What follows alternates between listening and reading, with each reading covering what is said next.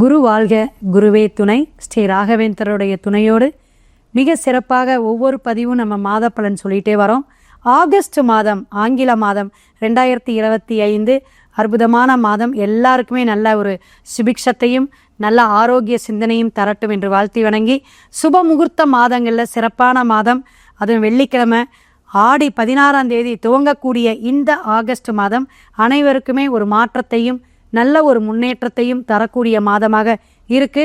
8/8/2025 ஆடி 23ஆம் தேதி வரக்கூடிய வரலட்சுமி நோன்பு அப்படிங்கிற விஷயத்த தமிழருடைய பண்பாட்டு கலாச்சாரத்தோட கண்டிப்பாக மிஸ் பண்ணாதீங்க. துளசி செடி வளர்க்காதவங்க மண்ணோட இருக்கக்கூடிய தத்துவமாகவும், கண்டிப்பாக அந்த மகாலட்சுமி வாசம் செய்யக்கூடிய இந்த துளசி செடியை இந்த நாளில் வாங்கி நீங்கள் வளர்க்க செய்யுங்க. வளர்த்துக்கிட்டு இருக்கீங்க அப்படிங்கிறவங்களுக்கு ஒரு அர்ச்சனை அப்படிங்கிறது அஷ்டலக்ஷ்மி பூஜைங்கிற விஷயத்த நீங்கள் ஃபோனில் கேட்டுக்கிறது நல்லது. இருப்பினும் நீங்கள் லக்ஷ்மி கடாஷ்டம் வேணும் அப்படிங்கிற லக்ஷ்மி அஷ்டோத்தரம் நாமாவளி 108 சொல்லி மல்லிகைப்பூ அல்லது துளசி இலையில் நீங்கள் அர்ச்சனை பண்ணுங்கள், சிறப்பாக இருக்கும். அதை விட சங்கடகர சதுர்த்தி 12/8 இந்த மாதத்தில் வருது. அதுவும் உங்களுக்கு ஒரு மாற்றத்தை கொடுக்கும். பல விஷயங்கள் சங்கடத்தையும் சகல பாக்கியத்தையும் தரக்கூடியவர் விநாயகர் தான். முழு முதல் கடவுளாக இருக்கக்கூடியவருக்கு ஈவினிங் மாலை நேரம் வழிபாடு, ஆராதனை, அபிஷேகம் நடக்கக்கூடிய சங்கடகர சதுர்த்தி அன்னைக்கு உங்களுடைய சகல விஷயங்களும் தடைகளும் உங்களுக்கு மாறும் அப்படிங்கிறத தெரிஞ்சுக்குங்க. ஆவணி ஆவட்டம் இது சில குலத்தார்கள் தான் வழிபாடு எடுப்பாங்க. 9/8/2025 வரக்கூடிய இந்த ஆவினி ஆவட்டத்தில் நீங்கள் அவசியம் உங்களுடைய குலதெய்வ வழிபாடும் இஷ்ட தெய்வ வழிபாடும் எடுங்க. சிறப்பாக இருக்கும், சிறப்பான மாதமாக அமையும். வாழ்க வளமுடன். கன்னிராசி நேயர்களே, ஆகஸ்ட் மாதம் எப்படி இருக்கும்? மகிழ்ச்சியாக இருந்துச்சா? ஏன்னா சிறப்பான ஒரு விஷயத்தெல்லாம் நான் செய்கிறேன் அப்படின்னு புதனுடைய ஆதிக்கம், மிக விசேஷ நாட்கள்லாம் நம்ம செய்யணும் அப்படிங்கிற ஒரு சிரத்தை எப்பயுமே உங்ககிட்ட இருக்கும். ஒரு ஒரு விழிப்புணர்வு இருக்கக்கூடிய ராசியில் உங்களுக்கு உண்டுங்க. ஏன்னா பொறுப்பான ராசினே நம்ம நிறைய பதிவுகளில் சொல்லியிருக்கோம். இருப்பினும் 7ஆம் இடத்துலேருந்து சனி வக்ரமாக இருந்து பார்க்கக்கூடிய காலகட்டங்கள் உங்களுடைய தொழிலையோ பொருளாதாரத்திலேயோ சின்ன சின்ன தடைகள் இருந்தாலும் சமாளித்து கொண்டு போயிட்டுருக்கீங்க. இப்போ நான் ஒரு உத்தியோகத்தில் இருக்கிறேன், நான் வேலைக்கு தான் போயிட்டுருக்கேங்க மேடம், நான் ஜாபுக்கு தான் போயிட்டுருக்கேன், சொந்த தொழில் அமையுமா அப்படிங்கும்பொழுது நம்ம என்ன சொல்கிறோம்? 2ஆம் இடமும் 10ஆம் பாவகத்தையும் சனி பகவானுடைய நிலைப்பாடை வச்சு தான் உங்களுக்கு சொந்த தொழில் செய்ய முடியுமா முடியாதா அப்படிங்கிறத தெரிஞ்சுக்கணும். அப்போ கன்னிராசிக்கு ஆகஸ்ட் மாதம் அப்படிங்கும்போது எந்த ஒரு விஷயத்துலையும் 12ல் கேது இருக்குது. உங்களோட இடத்துக்கு பாதி மாதத்துக்கு பிறகு உங்களுக்கு செவ்வாய் உங்களோட இடத்துக்கு தான் வராரு. வீடு, வண்டி, வாகனம், யோகம் உண்டு, பயப்படவே வேண்டாம். நல்ல ஒரு வரவு அப்படிங்கும்போது நட்பு வட்டாரத்தில் ஒரு நல்ல பேர், நட்பு வட்டாரத்தில் யாராவது பிரிஞ்சிருந்தாங்கன்னா சேரக்கூடிய அமைப்பு, புதிய ஒரு தொடர்பு, புதிய ஒரு விஷயமா உங்களுக்கு ஒரு பேர் அமையக்கூடிய காலகட்டங்கள். சனி வக்கரத்துக்கு அடைஞ்சனால 7ஆம் இடம் பாதிப்பு குறையும். நல்லா கேட்டுக்கணும். ஏன்னா 7 தான் நட்புங்க, 7 தான் மனைவி, 7 தான் நம்மளுடைய எல்லா விஷயத்தையும் கொடுக்கக்கூடிய சமசப்தமங்கிறோம். பரிகாரமே நம்மளுடைய என்ன தசாபுத்தி நடக்குதோ அந்த தசாநாதன் எங்கே உட்காந்துருக்காரோ அதற்கு நிவர்த்தி ஸ்தானம் அப்படிம்போம்.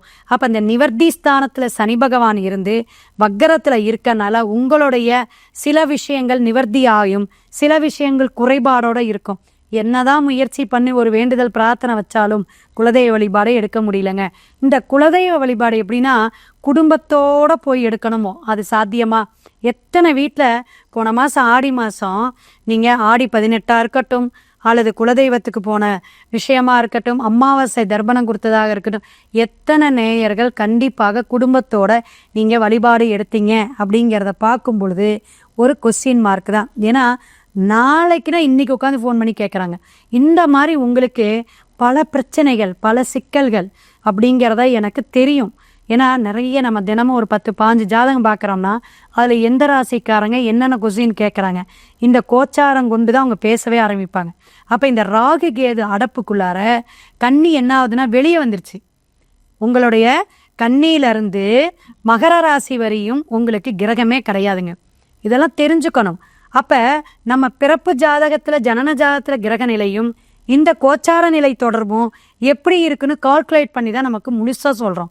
அப்போ நம்ம ஒரு புதுசாக ஒரு சொத்து வாங்குகிறோம், நம்ம மேரேஜுக்கு எடுக்கக்கூடிய காலகட்டங்கள், அதே போல் குழந்தை பாக்கியமே இல்லை, 8 வருஷமாக இல்லை, இப்போ மைசூர்லேருந்து ஒரு கிளைண்ட்டு கேட்டாங்க, 8 வருஷமாக அவங்களுக்கு குழந்தை இல்லை அப்படின்னு. அவங்களுக்கு 5ஆம் பாவகம் பிரச்சனை. அதே போல் குரு பகவான் பெரிய டேமேஜ். 2வது விஷயம், கணவர் வழியில் பித்திரு சாபம் இருக்குது. அப்போ இந்த மாதிரி சிக்கல்களை வச்சுட்டு இந்த 3 விஷயம் நம்ம கலந்து எடுக்கணும். அப்போ ஒரே விஷயந்தான் நம்ம லாக் ஆகுதா? இல்லைங்க, ஒரு விஷயத்துல தான் நமக்கு லாக் அப்படின்னா அது 2 அல்லது 3 ஆண்டுகள் தான் தடையாக இருக்கும். 2 விஷயத்துல லாக்குனா அது 6 ஆண்டுகள் ஆயிரும். 3வது விஷயத்துலேயும் நமக்கு பெரிய விஷயமா இருந்துச்சுன்னா இதெல்லாம் தோஷத்துக்கு நீங்கள் பார்ப்பேன் நான். அப்போ இந்த 3 லாக்கை நம்ம வெளிப்படையாக செய்கிறோம். இதனால தான் இந்த காரியங்கள் தடையாக இருக்குது, இந்த பிரச்சனையை சந்திச்சுட்டு இருக்கீங்க, அது இத்தனை வருஷமாக சந்திச்சுட்டு இருக்கீங்க அப்படிங்கிறதெல்லாம் நம்ம தெரிஞ்சுக்கணும். அப்போ இத்தனை விஷயமே இருந்தாலும் நமக்கு இந்த பரிகாரம் செய்யும் போது இந்த காலகட்டம் நமக்கு அது சப்போர்ட் பண்ணுமா, குலதெய்வம் நின்று பேசுமா, நம்ம இஷ்ட தெய்வம் அதற்கு ஒத்துழைப்பு கொடுக்குமா, இதெல்லாம் பார்த்துக்கணும். அப்போ கன்னிராசி நேயர்களுக்கு கடன் பிரச்சனை தீரக்கூடிய காலகட்டங்கள். இப்போ செவ்வாய் உங்கள் இடத்துல ஒரு சூட்சுமமான தாந்திரிகம் சொல்கிறோம், கண்டிப்பாக நீங்கள் கேட்டுக்குங்க, நிறைய பேத்துக்கு ஷேர் பண்ணுங்க, உங்களுக்கு ஒரு புண்ணியம் கிடைக்கும். ஏன்னா செவ்வாய் இங்கே பிரவேசிக்க போகிறார்.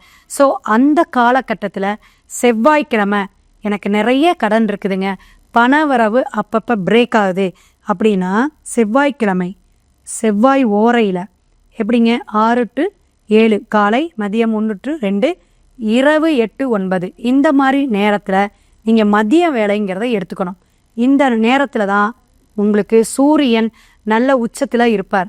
அப்போ இந்த மாதிரி நேரத்தில் எடுத்து ஒரு வெள்ளை துணி 4 பக்கமும் இருக்குது, நல்லபடியாக ஒரு கையளவு கட் பண்ணிக்கோங்க, ஒயிட் கிளாத்து, அது காட்டனாக இருந்தால் ரொம்ப பெஸ்ட்டு. அதில் சின்னதாக ஒரு அரை சிட்டிகை மஞ்சத்தூளை போட்டுட்டு 72 குறுமிளகுன்னு சொல்லக்கூடிய கருப்பு மிளகு நீங்கள் அதில் வச்சு ஒவ்வொரு மிளகை போடும்போது உங்கள் குலதெய்வம் இஷ்ட தெய்வம் உங்களுக்கு யார் கடன் கொடுக்கணுமோ அல்லது நீங்கள் எவ்வளோ பணம் கடன் அடைக்கணுமோ இதெல்லாம் நீங்கள் கிழக்க பார்த்து ஒரு தீபம் ஏற்றிட்டு நல்ல சாமி வழிபாட்டோட அந்த மிளகை போட்டு நல்லா முடிச்சு போட்டுட்டு உங்கள் பூஜை அறையில், உங்களுடைய பூஜை அறையில் இருக்கக்கூடிய ஒரு எப்படி சிலை, ஒரு விநாயகராக இருக்கலாம் அல்லது பெருமாள் சிலையாக இருக்கலாம், மீனாட்சி அம்மனுடையதாக இருக்க, எந்த உருவமாக இருந்து சிலை வச்சுருக்கீங்களோ அந்த சிலைக்கு பின்னாடி வச்சுருங்க. இது மாதிரி நிறைய விஷயங்கள் இருக்குது. இதை வைக்கும் பொழுது கண்டிப்பாக படிப்படியாக கடன் உங்களுக்கு தீரக்கூடிய அமைப்பை கொடுக்கும். இது கன்னிராசிக்கு ஒரு போனஸ்ன்னு வச்சுக்கலாம். இந்த மாதம் ஆகஸ்ட் மாதம் அப்போ வம்பு வழக்கு, கோர்ட்டு கேஸு இந்த மாதிரி விஷயங்கள் நடக்கிறதுக்கும் பரிகாரம் உண்டு. அப்போ நமக்கு என்ன பிரச்சனை ஓடுதோ அந்த பிரச்சனைக்கு நமக்கு தசாபுத்தி எப்படி சப்போர்ட் பண்ணுது, அதே போல் கோச்சார கிரகங்கள் எந்த சூழ்நிலையில் இருக்கிறார்னு பார்த்து தான் நம்ம திருமணமாக இருக்கலாம், ஒரு பொருத்தம் பார்த்து எடுக்கும் போதும், அதே போல் ஒரு வீடு கட்டும் பொழுதும், நமக்கு குழந்தை பாக்கியம் ஏன் லேட்டாச்சு அப்படிங்கிற விஷயங்கள் இதெல்லாம் நம்ம கண்டிப்பாக கட்டத்துடைய கிரக அமைப்பை வைத்து தான் சொல்ல முடியும் அப்படிங்கிறத புரிஞ்சுக்குங்க. அப்போ கன்னிராசி நேயர்களுக்கு நல்லா இருக்குது, பயப்பட வேண்டாம், அதிக முதலீடு வேணாம். ஏன்னா 7ஆம் இடத்துல சனி வக்ரத்தில் இருக்கிறார், 6ஆம் இடத்துல ராகு, 6ஆம் இடம் ராகு அப்படிங்கும் பொழுது இது பாவகிரகம். அப்போ 3, 6, 11 பாவகிரக தொடர்பு வரும்போது விசேஷமான யோக அமைப்பு உண்டு, திடீர் பண வரவு உண்டுங்க. ஆகஸ்ட் மாதம் எழுதி வச்சுக்கோங்க. ஸோ இந்த திடீர் பண வரவு உங்களுக்கு நல்ல ஒரு சப்போர்ட் பண்ணும், ஒரு குரோத்தை கொடுக்கக்கூடிய, வளர்ச்சியை கொடுக்கக்கூடிய காலகட்டமாக ஆகஸ்ட் மாதம் இருக்குது. எல்லாமே இருக்குங்க மேடம். ஒரு பரிகாரம், இன்னும் உங்களுக்கு ஒரு பரிகாரம் சொல்லிடுறேன்.